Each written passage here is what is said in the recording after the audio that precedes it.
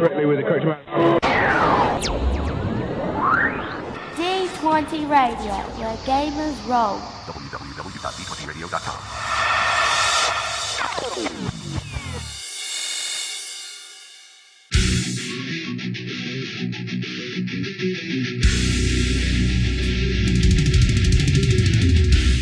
Welcome to Me and Steve Talk RPG, the podcast where me and my friend Steve try and help you get the most out of your role-playing game experience.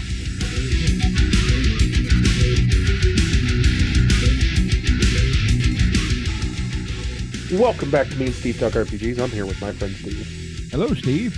Hello, Steve. And we're going to talk some RPGs, but before that, we're going to talk Genesis Archives. Yes, Genesis Archive is another podcast here on the D20 Radio Network, of which, of course, we are a member. And I have listened to them, actually did quite a bit, although it's been some time. They're an actual play podcast, obviously, as you might guess from the name, primarily based around games using the Genesis engine.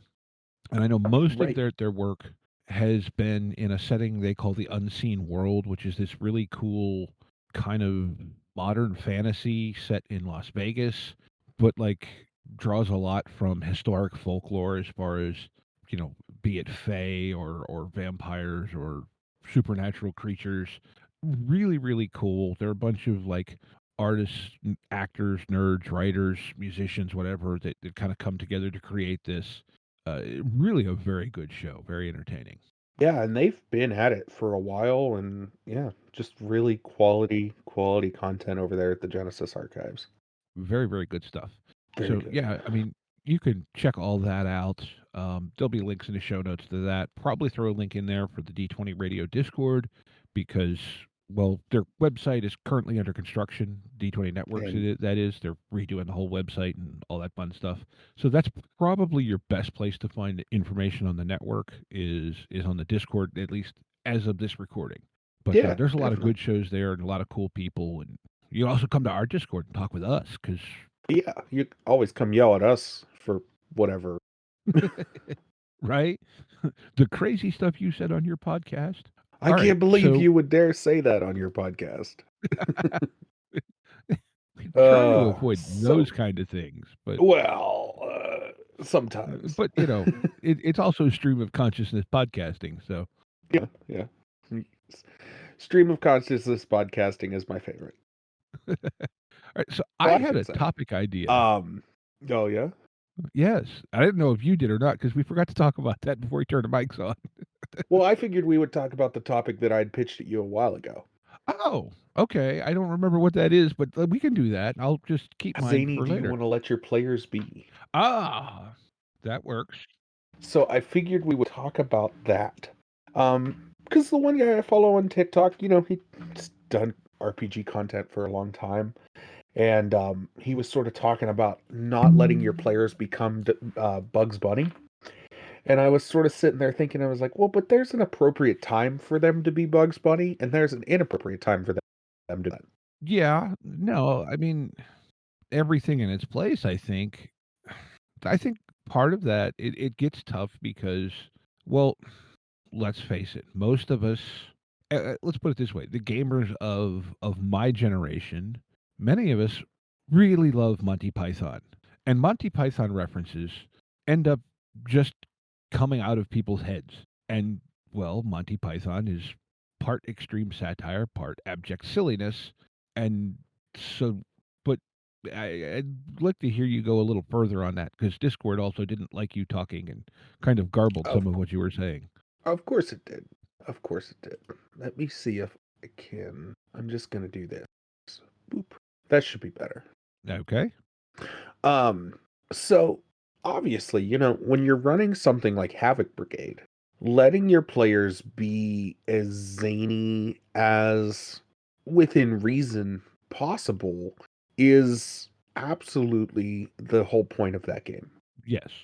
However, when you're running something like, I don't know, let's say you're running Cyberpunk.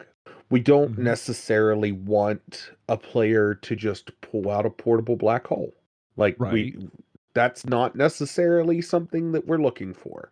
And we don't necessarily want players to be able to, we we want to put in safeguards where it's like, okay, well, make sure we're not getting too crazy, too over the top, too out there. Because obviously every game is going to require a different set of, whatever your agreement is. I tend to run games a little bit on the goofier side, but if you have somebody who's running something dead serious, then it doesn't make any sense to have crazy slapstick characters. Right. But if you're running something crazy slapstick, it actually is kind of fun to run a deadpan serious character in a crazy slapstick game, but that's a different story. But that's the straight man in the comedy movie, Well, like, you yeah, kind yeah. of need that as the juxtaposition almost, which I think actually is so I am not, and I will probably get some people screaming at their listening devices when I say this, I am not a Will Ferrell movie fan. Yeah, I just I could I don't understand know. that. The one movie of his that I actually very much enjoy is, The Other Guys. Oh yeah, that's great. That's great. But I love that for movie. most of that movie, Will plays the straight man, not the comedy man. Unfortunately, I think he does that a little too well because he was that in, of all things, the Barbie movie, and was great as that in the Barbie movie. Okay, I haven't watched that. I figured that was one that I figured you wouldn't, but I'm pretty sure our audience has seen it because it's fairly Oh, I'm sure a lot of people popular. have. I and it's I, I don't actually watch a ton of movies Yeah. just because time. But uh, But but like, go ahead. no, go ahead. Finish your thought. No, I just think like you said, there's a time and a place, but I think what you're driving at more is how do you control or encourage the appropriate time and a place? Yeah. I think the first thing that you need to acknowledge is feedback, and telling someone no in a way that doesn't sound like no is a helpful tool in this situation, right? So if Mhm. somebody comes out and is like, "Oh, well, I want to pull out, my Acme branded giant rocket," and you'd be like, "Okay, but let's change that." You know what I mean? Like, it's not going to be, let's work with this. Let's try and figure, if it's back to the cyberpunk game where we're playing, some really straight serious characters, and somebody pulls out a giant Acme brand rocket, we're gonna sort of be like, brakes, hit the brakes, everybody stop for a second. Like, this isn't the tone we're going for.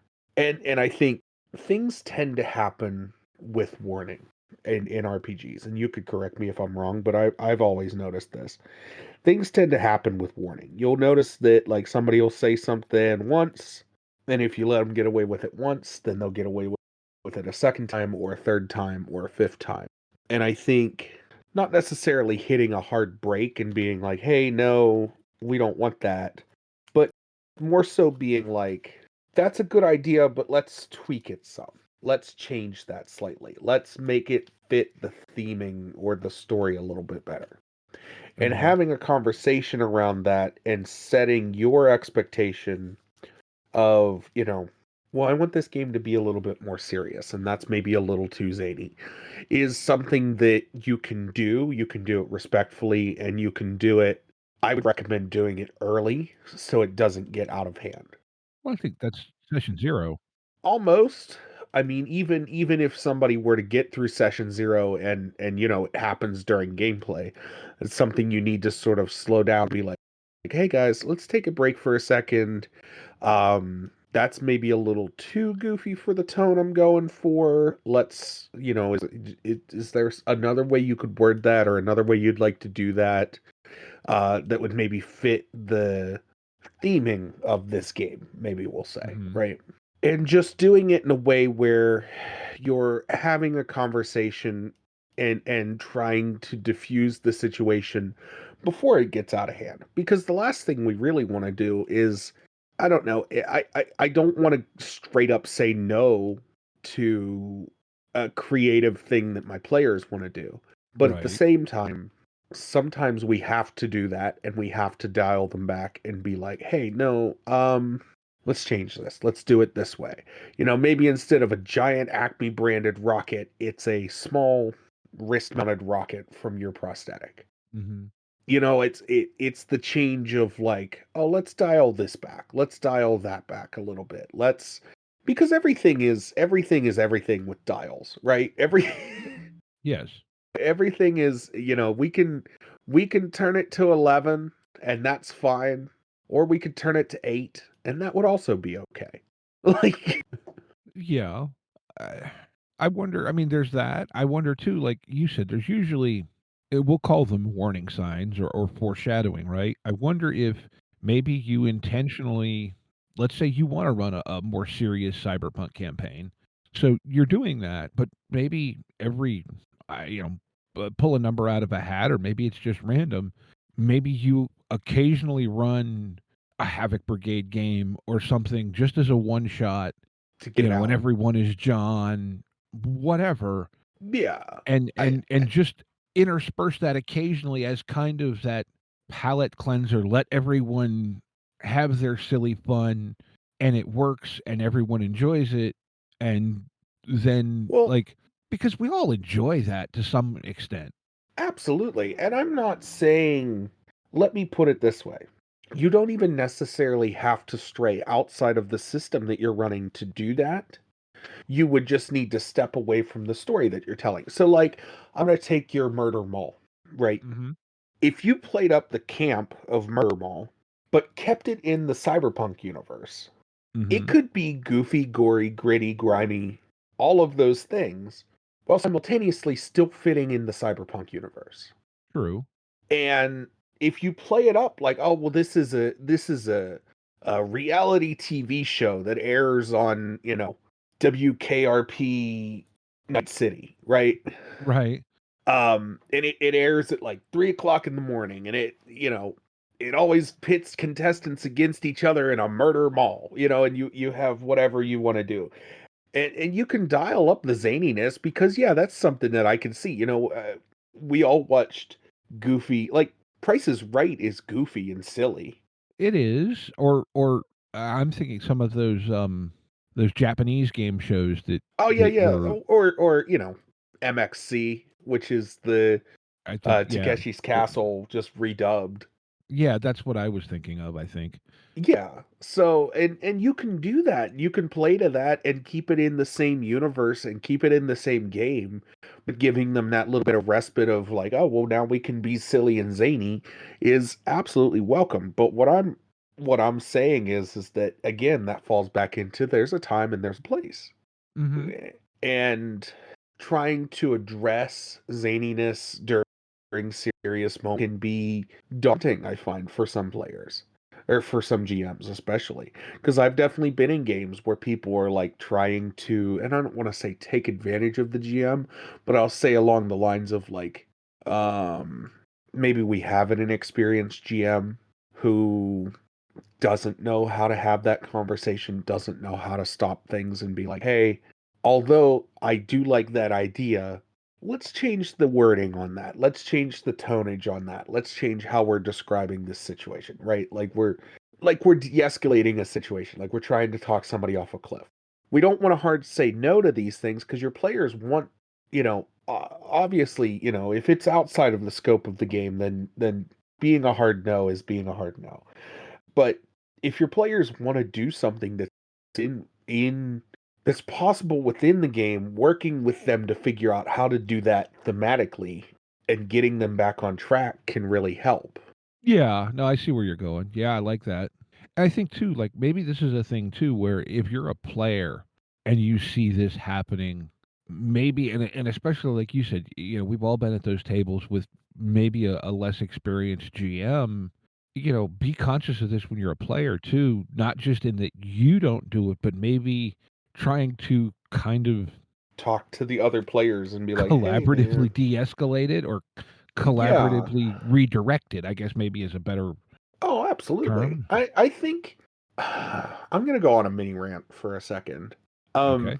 I was told a story about a player or about a GM who had just started his first game.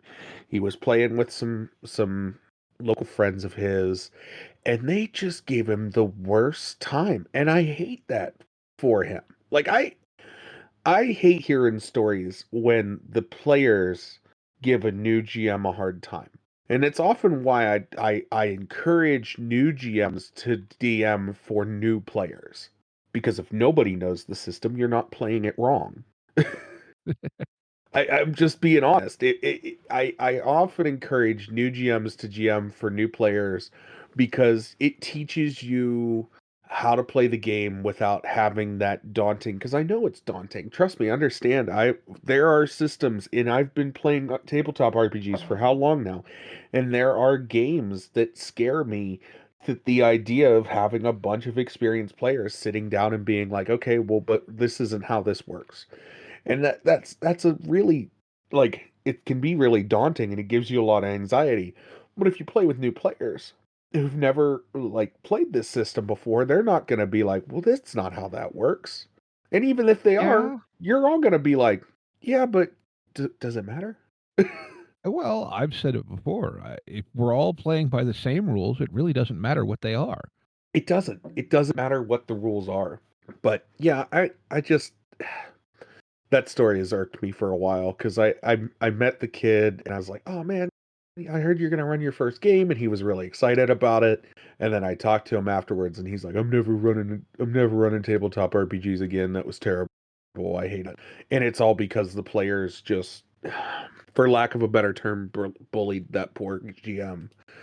Well, I think, see, I had a little bit of an opposite experience at Gamer Nation Con this year with my Genesis Bigfoot thing. Hmm. And look, I'm not unfamiliar with Genesis, Right. but I'm not terribly familiar with the magic system. And yet, Oh yeah. because I thought it fit the theme, one of the Bigfoot characters was actually the druid archetype. Because, in Bigfoot lore, right, that sometimes do they have supernatural abilities, whatever. So I thought it was a cool thing to throw in there. And I was very upfront. So I ran it twice. I ran it once for the How We Roll crew is sort of an unofficial pickup game. But the first time I ran it for literally just regular convention signups. And I was very upfront with them that, like, look, I've not run I understand the dice and I understand The core mechanics the of this mechanics. system. Yeah. I don't know Magic extremely well. I said, but I I said, here is the premise of the game. I'm not honestly all that concerned with the nuts and bolts of how it's supposed to work. Let's just do stuff that's cool and on theme. And they were like, okay, that's cool. You know what I mean? And And and yeah, that fits Genesis though, it does. unfortunately. But yeah, go ahead. But now, yes, given that convention and the people who tend to be there, that probably is as good a place to walk into it with that as I could ask for. Like, nothing against PGX. I probably wouldn't do that scenario at PGX that way because I'm not as likely to get people who do at least, what I would say, they know the system even if they don't know the specifics, but just the asking you to go along with the theme and go, yeah, sure. You know what I mean? It Yeah, I again, that's also setting expectations because that can be true for any system where you can. Let's talk about our favorite system that we talk about all the time, Cyberpunk 2020. How much of that do we just throw that hacking system out of the game? it fair. And I that hacking system is a product of pre-modern internet too, I think. Well, And yeah, yeah, we can make excuses for it, but even back in the day, I've heard stories from people that played Cyberpunk when it first came out that threw that hacking system out the window. yeah. It's convoluted, it's complicated, it's annoying, and I'm sure there's fans of it out there, and I'm sure there's people in our Discord who like it, and that's well and good. I'm glad that you enjoy that. For me, I don't get enjoyment out of that. I'd much rather hand my hacker a Rubik's Cube and ask them to solve it while the other players do stuff. I would rather literally write a program that could make my player, like, I would rather give somebody a level of Minesweeper, because that's what that hacking system sort of reminds me of. I've heard of people doing that. I've heard of people doing that too. I am half tempted to be like, okay, well, during rounds of combat, you have to do a couple rounds of Minesweeper. And if you blow up, you got like 3 lives. But, and that's one of those things where you just have to sort of you set expectations at the beginning of the game and be like, "Hey, look, I'm throwing this out the window, thing that I'm changing. I don't like about this system. Is everybody cool with that? If not, then we have a conversation and whatever." Mhm. And to your point of Genesis does that really well. You could strip wholeheartedly pieces of Genesis out, and down to the core dice resolution mechanic. That system is very easily just stripped to its bones, and you could run it as bare bones as possible. Or you can absolutely make it complicated and add in all of the nitty gritty. But like you said, you're not so worried about the nuts and bolts. You're more so worried about the story that you're telling. Mhm. Yeah. And I think that's not so much, and not that we're not on target, but that's not so much, in my opinion, like, being too zany. Now, No. if somebody was like, "I cast a spell and I'm gonna make Bigfoot fart." Now that's maybe a little too zany, especially if we're like, I don't know, say we're playing Delta Green, right? Right. That's No, too zany. yeah, I Sorry. think no. You're on to, like, I think it's a I think it's a combination of kind of collaborative redirection, whatever, and maybe just occasionally sprinkling in that moment, that scene. Maybe it's just an NPC that they interact with in a very zany manner to kind of allow that to happen I and I bleed it off, so to speak. I believe in degrees of, like I said, there's always knobs and dials to twist. And I think you're onto the right track there. I think giving your players, especially, and I'll say this, if you have a player who is especially interested in doing zany things, or a handful of players. Now, first off, if you have more than, I'll say, 3 players at a table of 6, you need to discuss what those players want out of this game. Because if you have 3 players, 4 players at a table of 6 players that are all trying to do zany, goofy things, and you're trying to tell a super serious story, I don't believe, I mean, I would tend to believe that those players aren't getting the most out of that game, in my opinion. Well, I think that goes to setting your expectations ahead of time, Right. and, it also, yeah, look, be upfront when you're looking for players, and if this is your home group, you probably already know these players, so as much as you want to run this super serious game, if you know your table is 4 of 6, Bugs Bunnies, well, like, Yeah, eh, I get as what you're good driving as at. as good as Testament is, I'm not taking 4 diehard Smashing Pumpkins fans to a Testament concert. Yeah, exactly. Exactly. Um, as much fun as I have with Cyborg, I'm not running Cyborg for somebody who wants to play a super crunchy game. It's not Right. that. It's not. It's never gonna be that. And I get that. And that's what I'm driving at with the, if you have more than half of your table that's sort of sitting there going, "Oh, well, I wanted to do something goofy. I wanted to launch a giant rocket at the moon. I wanted to, whatever." Then it's time to sit down and be like, "Okay, are you guys getting the most out of this game? Are you enjoying it? Are you having a good time? Or are you just being nice to me?" Yeah. I've had, oh man, I had to do that one time at a table, and I I straight up looked at the table and I was like, "Please, I can tell that you're not enjoying this. What am I doing wrong? How can I make this better?" And everybody was like, "No, no, no, we're having a good time. We're having a good time." And I was like, "Stop it. You're being nice. Stop being nice. Tell me what you don't like, please. Like, I need the feedback." and calling your players out and being like, give me feedback, good and bad, and then them be like, oh no, it's all good. It's like, no, I can tell. After a while, you can tell, and I'm sure you can tell as well. When somebody's completely checked out of a game and they're just in their phone and they're just not there, it's like, okay, what do you not like about this? Is it too many words? Is it not enough words? Like, Yeah.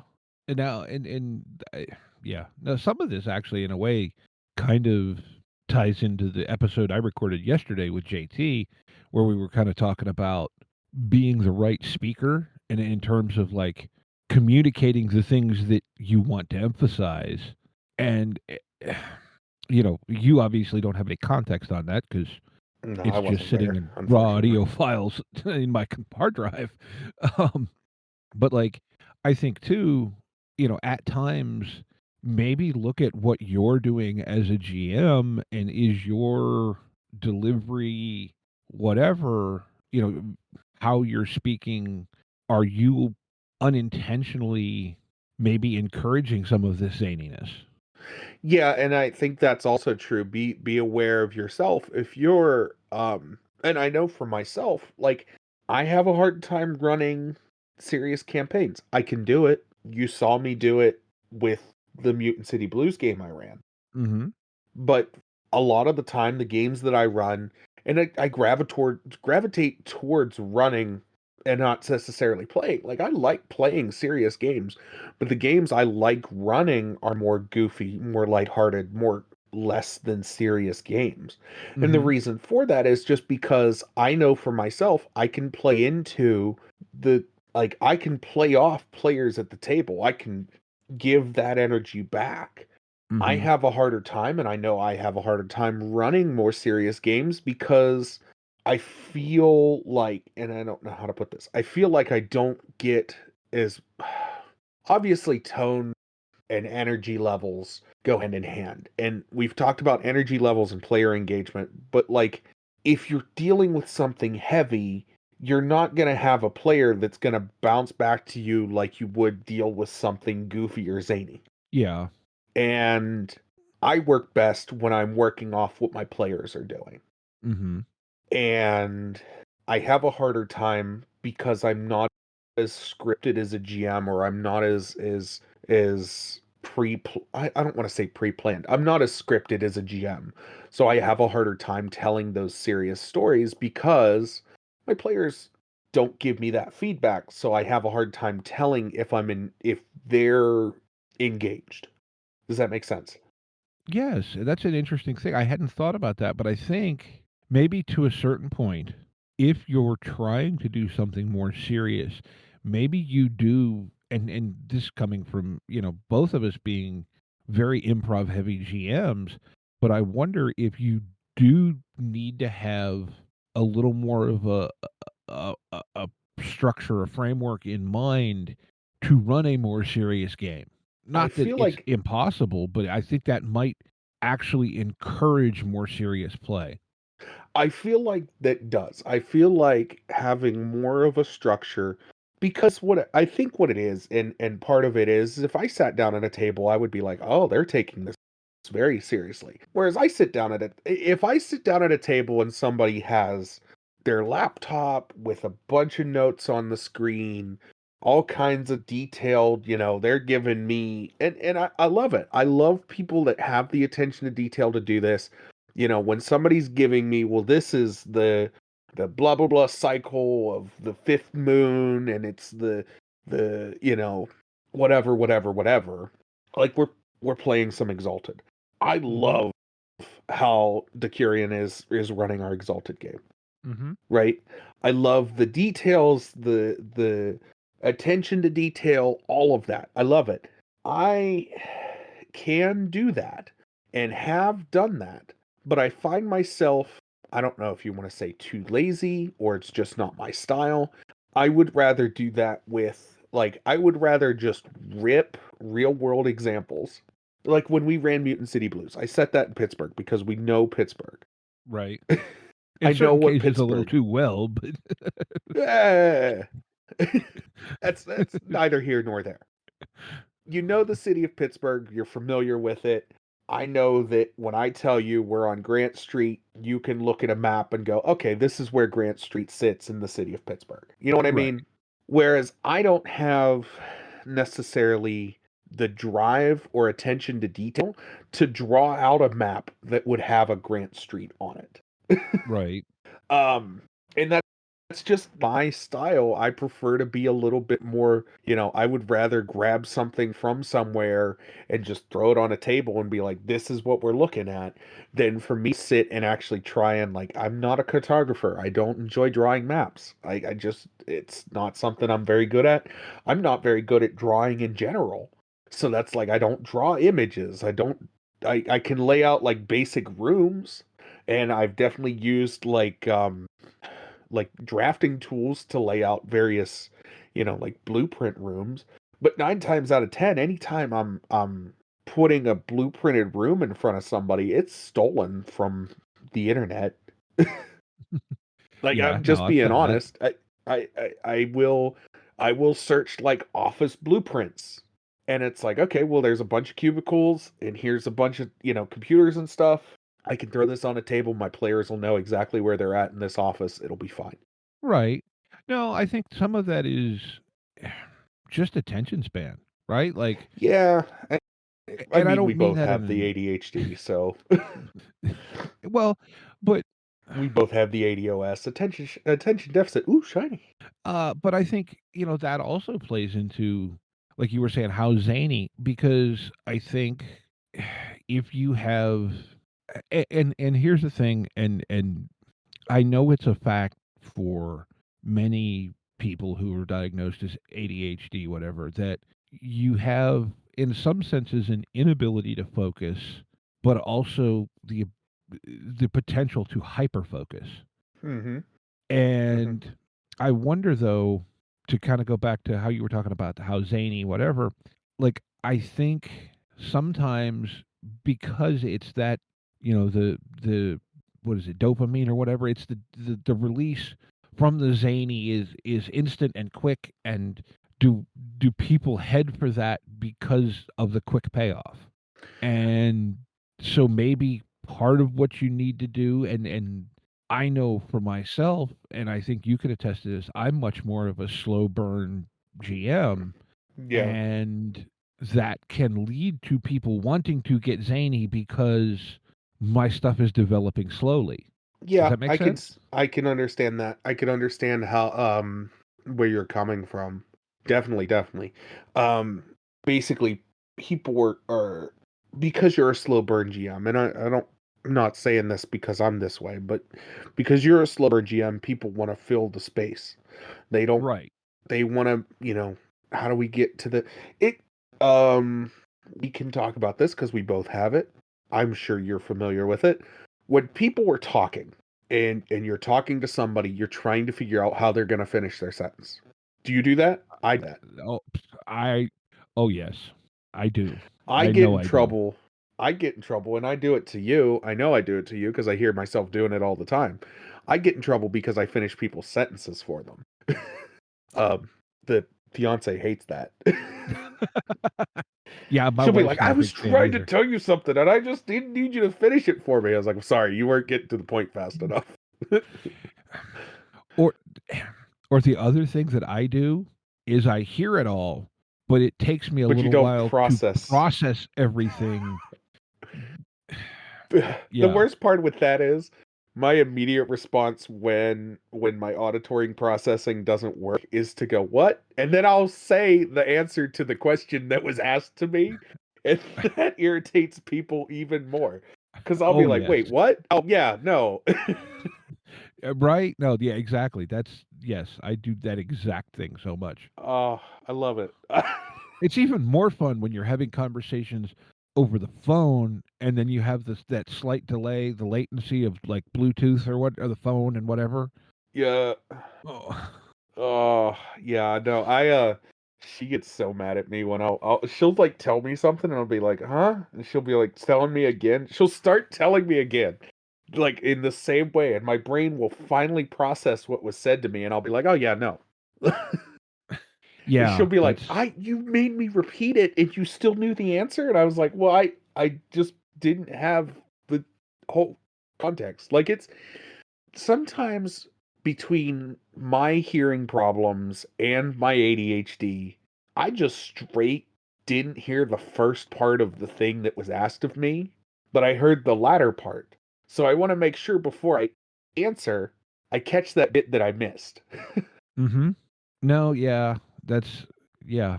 I think some of that though, like, does kind of tie into maybe why things tend to go goofy. You know what I mean? Like, is it a thing where either you're not, can you?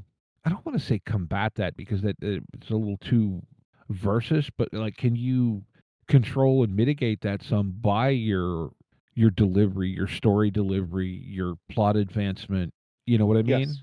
Yes, absolutely. I believe that you can work with that, and I definitely try to work with that. I try to keep my brain moving, and I try to process what the players are saying at the table, and I try not to I try not to make them repeat what they're saying. At the same time, yeah, I have in a lot of ways, I will have thoughts that I'll just make a quick note of in, whatever I have. I always keep and this is a dirty secret that I think it's not necessarily a dirty secret. This is a secret that every GM should have nearby is something to write with, and I mean literally a pen and paper or a sketch pad or something, because I Mm-hmm. find myself in situations that don't necessarily pertain to the thing that I'm taking a note of, but I'll find myself like making a note for later all Mm-hmm. the time. And it could just be hog scratch. It could just be Joe is blue. Okay. Why is Joe blue? I don't know. Joe's blue. I made that note and I'm gonna know what that means later. And it also keeps your players, when you write notes in stream of consciousness, for me at least, they make no sense to anybody. I used to get in trouble in school because, well, I wouldn't say I'd get in trouble. I would have other students upset with me because they'd be like, "Well, can I see your notes?" And I'd be like, "Yeah, but they're not going to make sense to you. Like, Mm-hmm. you might understand some of them, but for the most part, you're going to be like, what does this mean? What I don't understand what any of this means." Right. And that's just how my brain works, is I'll make notes that make sense to me and nobody else. And if somebody needs notes for themselves, I can rewrite what my notes say and make it into English or whatever language you need it to be. Well, but I think and maybe this ties into kind of the how zany bit in that you also let's be completely upfront and honest. A lot of the gaming community is some flavor of, be it diagnosed or just functionally slightly neurodivergent, and being, how do I want to say this? Being aware that how your brain works and the connections that you make aren't necessarily the same ones that everyone else makes, and accepting that what they're doing may not mean the same thing to them that it means to you is a good thing to remember. Does that make any sense? Yes. Yes, it You know what I'm does. like, I'm trying to drive it, like, it may sound like they're trying to be zany, but in their brain at that moment, maybe it's not zany. Maybe it's perfectly logical and rational. Well, and I think that's when you as the GM have to sort of ask the question of, okay, well, what's maybe not necessarily what's your logic behind this, but explain a little bit more of what you're trying to do. Mhm. And Yeah. asking that simple question, be like, hey, tell me a little, I don't know that thematically fits, but tell me a little bit more about what you're trying to do. Yeah, I think that actually that's probably the core of it, right? Like, maybe, taking that pause is like, okay, hold on. What is it you're trying to do? Because I don't, and maybe you say it as simply as, I don't think that specifically fits, but what are you going for? And then how can we make what you're going for fit what we're doing? What is your end goal? Right. I've asked that a handful of times when I've had players ask me questions, and they'll ask me these big long convoluted questions, and I'll just like not be able to process all of the details of it, and I'll be like, but what's the end goal here? What are you trying to go for? And they'll Mm-hmm. tell me, oh, well, I want this result, or ideally I'm looking for this result. And it's like, okay, well then yes, all right, we can work with that, right? If you're looking for X result, I can get you in a place where you can have a chance at X result. Now, I can't guarantee that it's going to happen unless it's something that's really simple. Mm-hmm. But if it's a complex enough question that we're looking for a complex result, then I can be like, okay, well, we can set you up in a position where you can, roll dice, or we can do whatever conflict resolution mechanic we need to do and see if you get that result. And if you don't get that result, then, we'll have a conversation about what happens next. And we keep playing the game, and that's the game. You know what I mean? At the end of the day, that's the give and take of it all. I want this Right. result. Oh, I didn't get that result. I want this result. Oh, I got that result. I think you just articulated to what I think Genesis Star Wars, the narrative dice system, is so good at. Yeah. But it requires that you, or not requires, but it so much encourages you breaking it down to what are we going for, not what check are we making. I think You put the what that's are we going for first. yeah.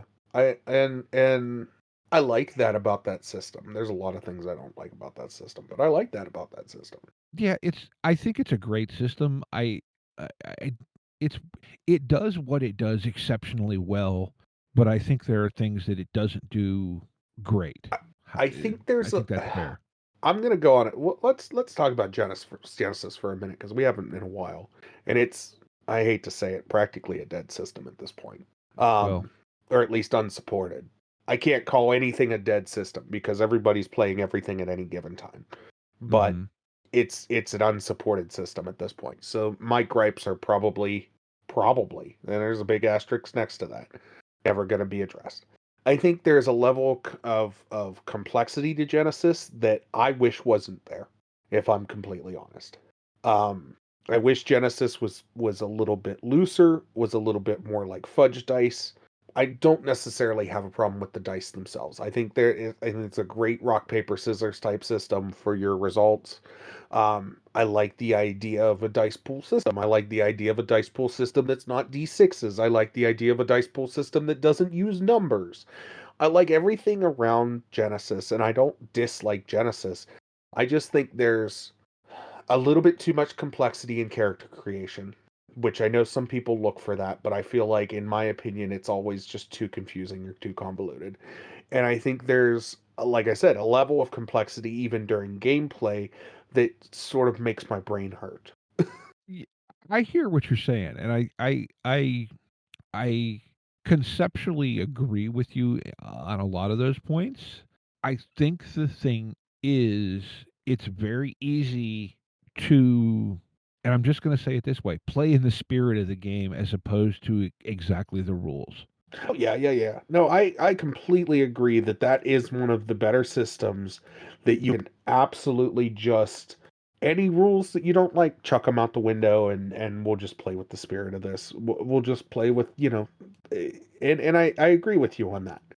But I think at the end, it for me, when I play games with people who play Genesis, and that's their main system, I find myself sort of getting lost in the weeds of it all.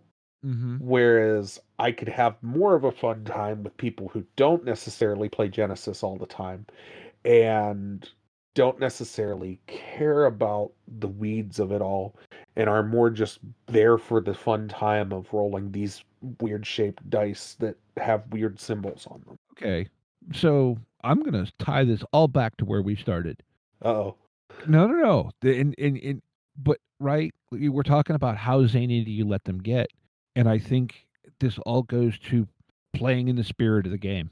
Yeah, and I think that's the truth too, is that playing in the spirit of the game is the conversation we're trying to have around how zany you let them get. Because if the spirit of the game is zany, then let them get zany. If the spirit of the game is serious, then have a conversation.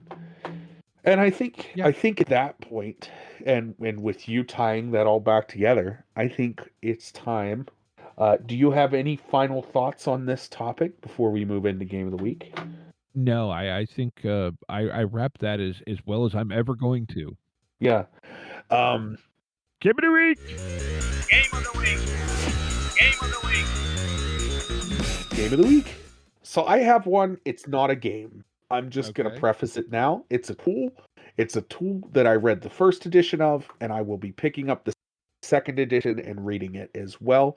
It is by Matt Davis, or Davids. I'm sorry, I misspoke there. It is the No Prep Game Master, second edition. It just dropped at the end of May. I read the first edition. I thought it was a really useful tool.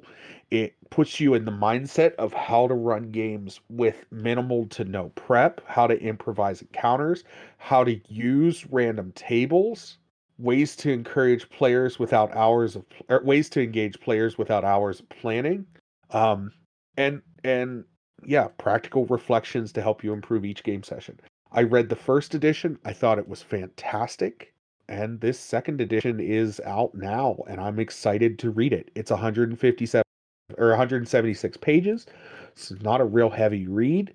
It's $3 on Drive Through RPG, so it's not an expensive book. And I think if you're somebody who is curious about how I run games the no prep way, and you want to learn more about running no prep games, this works. It's a great book for that. I will definitely have to check that out. I've actually seen that, and I didn't realize there was a second edition. But like, yeah, that definitely the type of thing I should probably check out and read more. And let me tell you about a little bit about the author, Matt Davids. They publish books that I love. For example, Random Tables of Cyberpunk, Random Tables of Treasure Hoards, Random Tables of Quests, Random Tables of Superheroes. Yes, we know you love your random tables. Listen, I didn't realize how much of this here's one that's just a science fiction facility generator. How cool was that? How cool was that? I didn't realize how much of their content I actually had until I started going through, and I was like, "Oh, I have like a lot of these. I have a lot of these." Cool. Random tables 1980s to 1990s. Ooh, I don't have this one. Oh, but yeah, no, and this is somebody who gets it. This is somebody who runs games the way I run games. And yeah, that's awesome. But yeah, that's mine. Okay. So I'm going back to the well from whence I pulled my last game of the week. Okay. But one that I learned about from you, and that's the 200 word RPG challenge. But Oh, here's the wrinkle, okay? I'm going to suggest this because one, this sounds like fun. Let me go through it, and greatest then I'll player I'll over throw my drink. wrinkle on this. What Yeah. was that? No, I'm reading this game. So this, as it sits, is just a fun hanging out with friends story game. It's a game called To Alex. It's for 3 to 6 players over drinks, and it says you just attended your complicated friend Alex's funeral, and you're now drinking and telling Alex stories. So you make 3 types of note cards with the following written on them. You have cards of Prompts. prompts, which could be like Yeah. almost arrested, a big fight, a best party, and so Yeah. on. Yeah.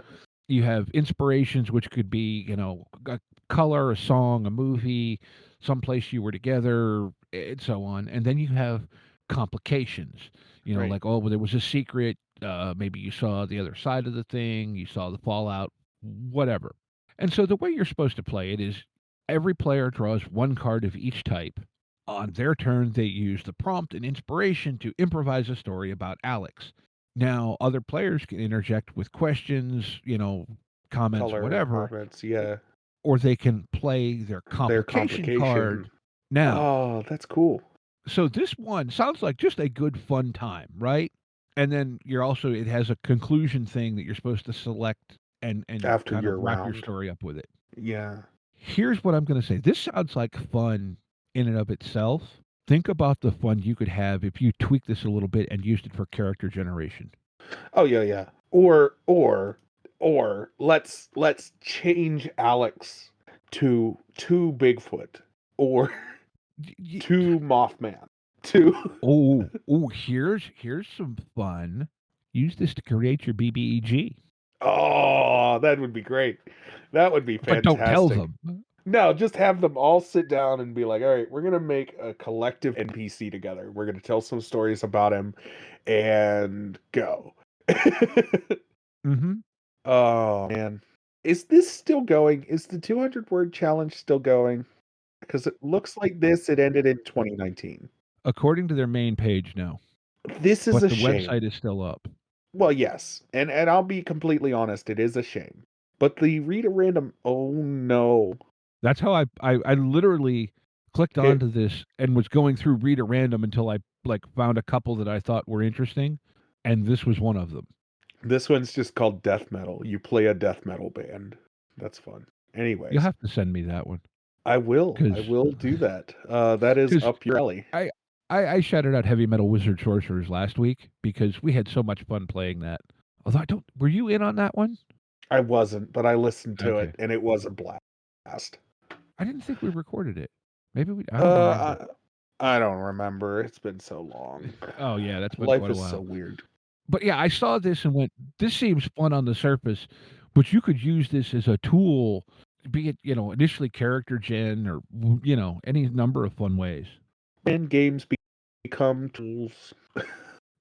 But Well, right. anyways, with all that being said, links to everything is always in the show notes. Come join us on Discord, hang out with us, talk to us, tell us how we were all wrong. And yeah, be kind to one another and get out there and play some RPGs. Yep. Take care, y'all. Intro and outro music by the band 12 Noon. You can email us at meandsteverpg@gmail.com. You can find us on Twitter and RPGs. Find us on Facebook at Me and Steve RPG Podcast, on Discord at Me and Steve RPGs. And as always, all of these links are in the show notes. Thank you, and be kind to one another.